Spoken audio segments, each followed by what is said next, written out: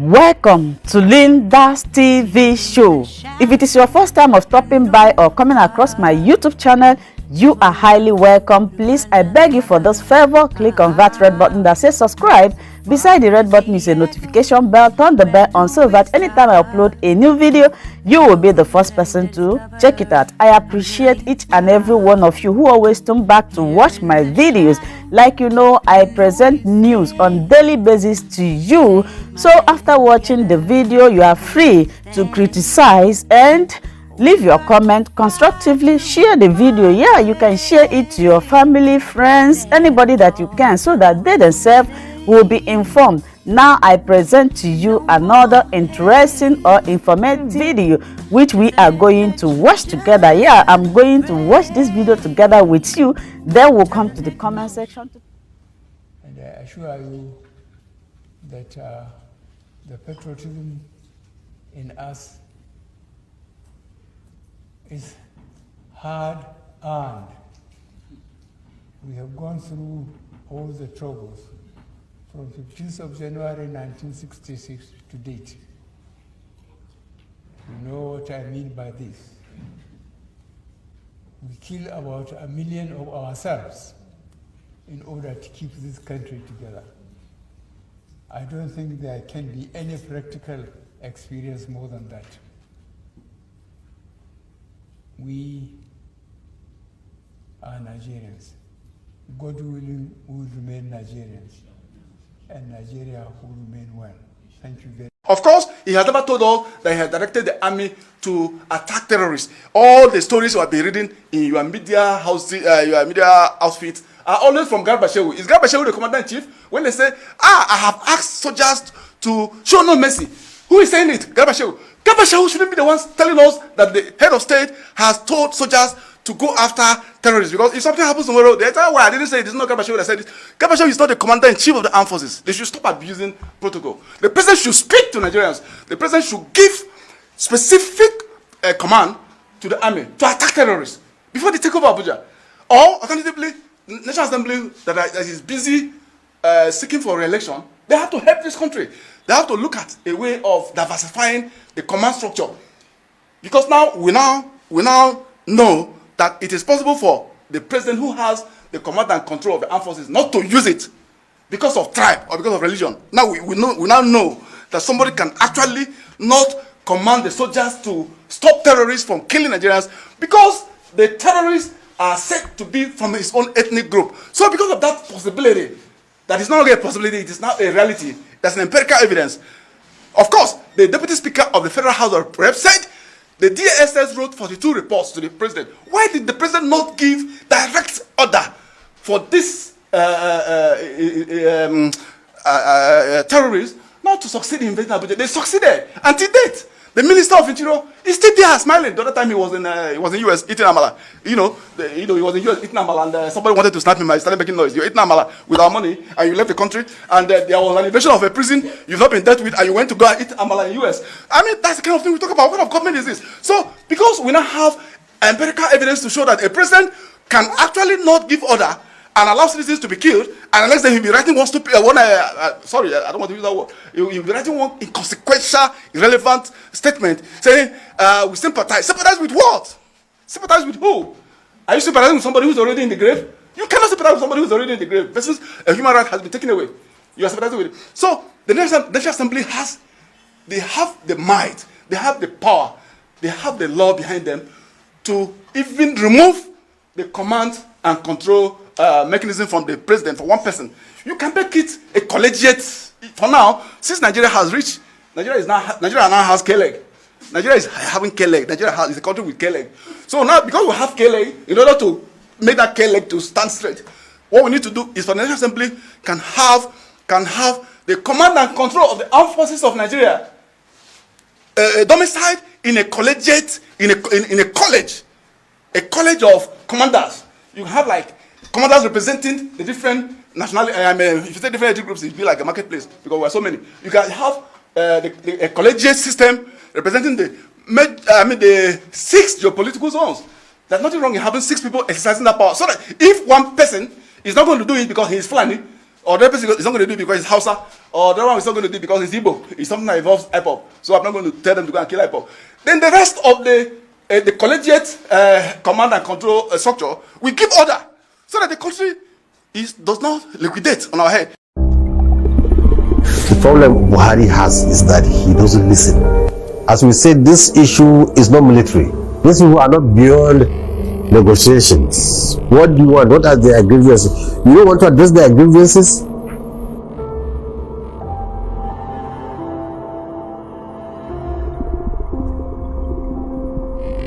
No, you see, the government has left the issue now to families to raise money to pay ransom for their individuals. But I think what the government needs to do is to put a figure, round figure for everybody to be released, then sit down with them and tackle the issue. Sit down with them and tackle the issue. Nobody is justifying the payment of ransom. Is that, do you have an option? No justification. You can't give your enemy your money, but any justification and any way out.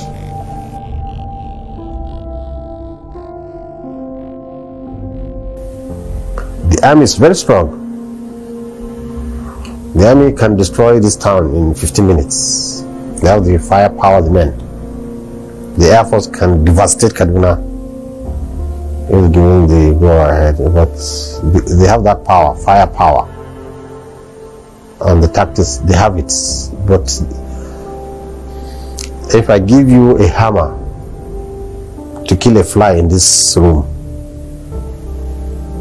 you may end up destroying my furniture and destroy your camera, and you will not get the fly, because hammer is not meant for killing flies. But if I give you a swat, a rubber flexible sword which is cheaper than a hammer, you can easily get the fly.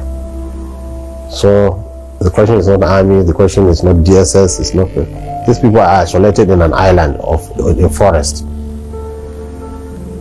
who is the problem? We don't have the outfit to deal with them. One is a socio-economic political issue. So you deal with it largely there. The army is to give you the power and the backing to do it. When I went there, they thought the government is with me. So they came all over trying to negotiate. But when I came out, they realized, okay, the government is not even with me. So they continued their ways.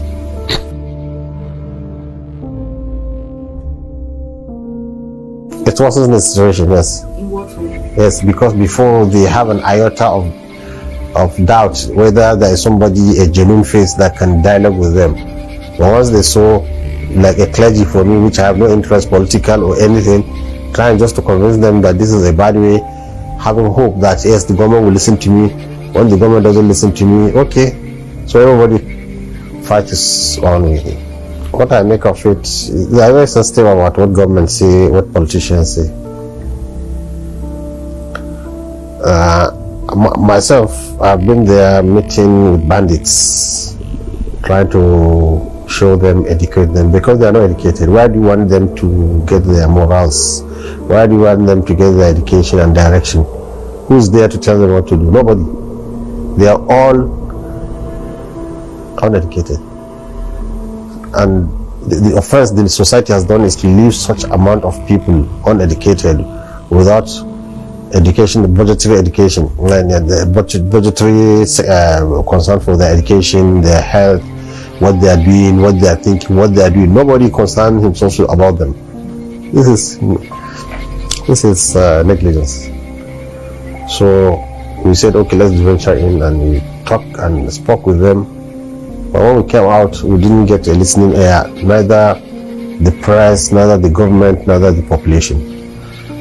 They think we are cajoling and appeasing criminals. They are more than criminals. They are fighting me.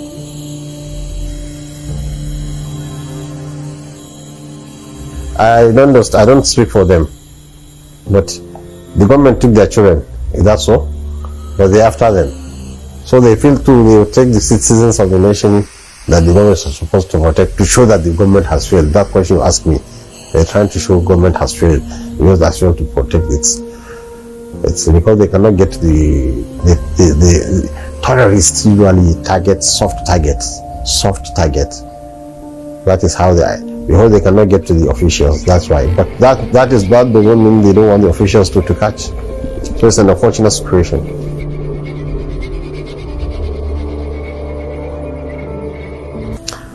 There was a lady who was pregnant, and they let her go to deliver, and they kept her husband, trying to show they are civilized and humane, and trying to show they are not fighting the society but fighting the government. Then they negotiated for the release of their children, which shows we are surprised. No matter how criminal a person will be, what is concerned about his underage children. So you see, that shows that there is something underneath their agitations. Their children were released for a number of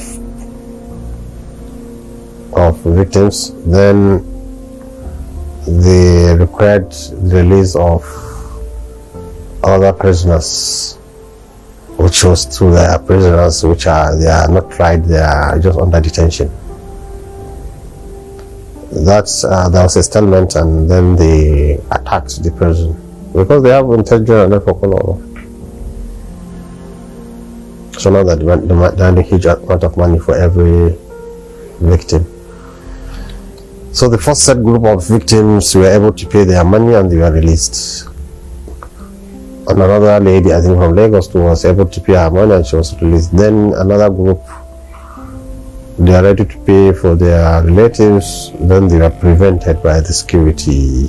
That prevention, that is what provoked them to attack the male victims, to show that, look, we have been soft with these people, we have been slaughtering cow for them, because everybody who came out, they said they have been nice to us. They say they are not fighting us, they are fighting the government. But that they can get violent and that they can do their worst.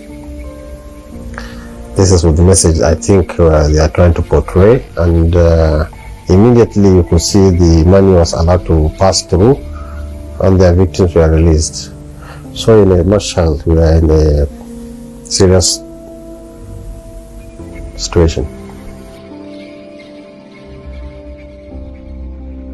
People don't know. When I went there, you see, the people now, they are doing this, they are called Ansaru, or an offshoot of Boko Haram. They are not even Fulanis, but they are using the herdsmen as foot soldiers, and I had they are paying them 50,000 naira every day. Before terrorists, even if we assume it's Boko Haram that we are putting bombs during Jonathan's time, in putting bombs there and there, but they don't have the foot soldiers to carry out big operations. They just put bombs. But if you could see now, to go and break a prison and release people and go with their people, they have foot soldiers. Where is the foot soldiers coming from? It's these bandits. Since I've been warning Nigerians, look, let's go in. These are not even Fulanis. They are not Fulanis, but they are using them as foot soldiers. Let's go and don't allow us to make them our enemies. I have said this in ABU's area. Don't make your neighbor an enemy. Try to pull him to your own side. You left them, you fight them. The language is kill them, bomb them. That's the language. And that's why the politicians that are so strong about shoot at kill them, they are the ones that they are so antagonistic to. But if the language has been what we did, okay, come, what do you want? What are your grievances? We build for you schools, we build for you hospitals, we hear your grievances, we will have leaned them to our side. No. In fact, there was a time I was told reliably by a deputy governor of the Zamfara state, initially when Boko Haram entered their territory, they apprehended them and took them to the government. So our struggle is not, we're not fighting government, we're not fighting this. They said it. But now, with this lucrative attention. Now, this bandit that you are calling a criminal, on all this, all that, now he has gotten a flag of religion. He's the one now seeing you as an infidel. He's the one seeing you as, they even said it in that film. Maybe some people who don't hear Hausa. They said, we wanted you to release these people with this baller and this trash. All those people you see, to them they are trash. They are Muslims. But what kind of Muslims? Trash. They see us as trash. Now somebody who was seeing himself as a criminal, now he's seeing himself spiritually and morally more superior. So what will stop him now? I've been speaking with this more than nobody will listen to us. The press is so antagonistic. They are pushing the fire of the fuel on fire. They think that they are doing service. And what they thought is there is a force there to fight them. Yes, we have a force, but that force is not for fight. Army is to fight an army. Police is to police people who are civil. But these people are barbarians in bush. In the bush. Why Kuje is because it's in Abuja. One, secondly, how can they amass such amount of people, foot soldiers, to go and do that? Because there is a symbiosis, there is a lack, there is coordination between herdsmen and terrorists. Some politicians were saying, declare herdsmen terrorists, declare them terrorists. I was against it. No intelligent Nigeria can understand. Okay, so there are two terrorists. So we're terrorists, okay, let's combine, and they are doing work. Look, with herdsmen working with them, it's going to be terrible for Nigeria. Honestly speaking, I don't see an end to it. Just ordinary Boko Haram is 12 years now. But you see, after 12 years, they have exhausted, they are coming out in masses surrendering Boko Haram. So do you need another 12 years before the herdsmen realize that it's a futile adventure? Another 12 years, how many people would die? How much economy will be affected? It's just simple intelligence and negotiation that needs.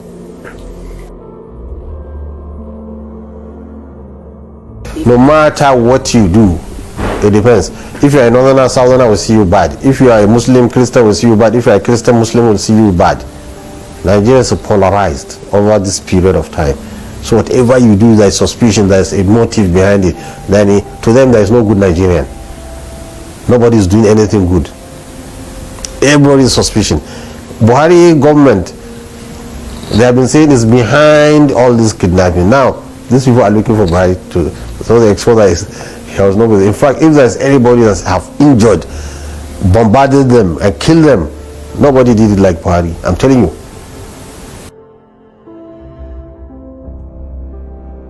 In the Southeast, they don't have anywhere to hide. IPOP, they don't have anywhere to hide.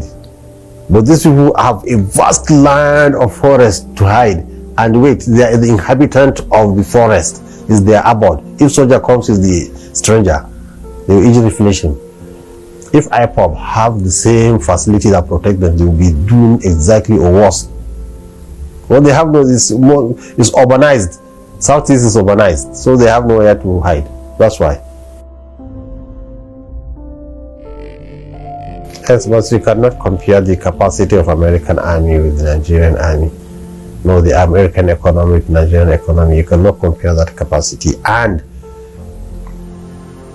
now the same terrorist, if they will catch another American, it will not be as easy as the first one. You understand? Because there's not many Americans here for them to be dealing with. But here there are so many Nigerians to be dealing with.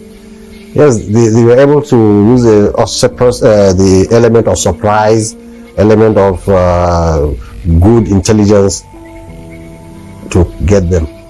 But remember, the enemy too is also becoming wiser and wiser. Now, look what they are doing now. They are getting herdsmen to follow them. And this is what I'm afraid of. They are getting herdsmen to follow them because they are giving them money. I wanted to put a stop so that they don't follow anybody. They come back to the state. build for them schools, appoint for them Sarki. You know, they appointed the Sarki in Zamfara. Or how was the reaction? That was the best way. He would pacify the people. He would build school for them, for their children. And people are still making noise. Now the government is to relegate that, and violence will continue. And they will come and join Boko Haram.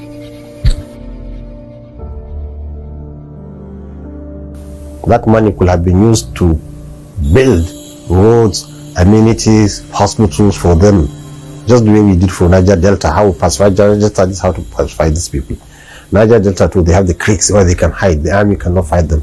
So the best way is amnesty. This one too is amnesty and pacification. Yes. So I think what I feel, anybody who wins, anybody will do better. Any of them can do. Anybody. If Tinubu comes, he will do better. If Atiku comes, he will do better. If Peter Obi comes, he will do better. If Kwankwaso comes, he will do better. The problem Buhari has is that he doesn't listen. Buhari, if he takes you an enemy, you are an enemy. He's not a politician. But these people are politicians. As we sit down with you here, we can sit down with them and negotiate and show them light and see what to do. So once a leader doesn't listen, he can never do good. What I would just advise Nigeria, vote whoever you like. And also my advice is whoever wins out of these four people that usually are the forefront politicians that we think when they win, they should all cooperate together and heal Nigeria. Luckily, you see, by God's design, and I believe in Allah, I believe there is God, and I believe God has revealed to mankind. I'm a firm believer of this, and by design, we have four leading politicians, and these politicians are from Southwest, Southeast, Northeast, Northwest.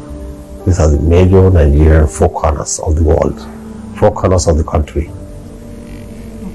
So whoever among them wins should drag the others and join them in administrating this country so that they take care of that region.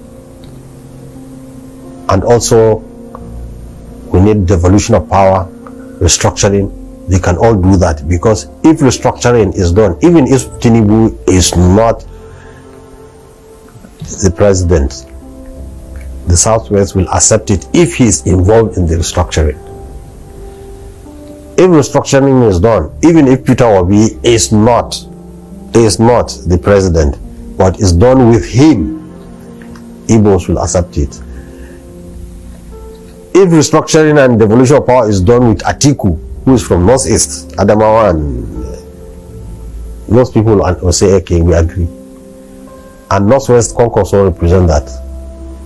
If any restructuring of Nigeria is done with Concourse is there, Northwest will accept it. You understand? So Nigeria is going to heal. I don't want pressmen to bring what do you call it, confusion in it. Let Nigerians vote. The only advice I have is INEC should be strict.